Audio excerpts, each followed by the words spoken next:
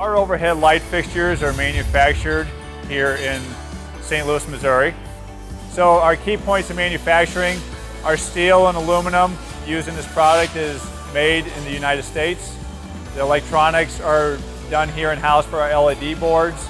Basically, we are an electronics manufacturing company, so we can build to order, and that actually helps our process because we stock parts, so our lead time is greatly reduced. We try to make commonality of parts, and then we can build different types of fixtures depending on what the customer orders. We also have wire prepping equipment, so all of our wires are cut to length that we use in our fixtures that the end user would specify. So instead of an electrician doing one at a time out in the field, we can put in what he wants and send the fixtures out with those cords ready to go. And then the plugs can be whatever they specify. So there's probably about 10 different types of plugs. It really has to do with per job. There's many years of different stages that lights are in the field. So you might have a building that's 10 years old, you might have a building that's 50 years old, and there's been a lot of different things that have done, some of them to code, some of them not to code. So it really actually takes us getting into the job that we're doing and getting up to the ceiling and seeing what they have.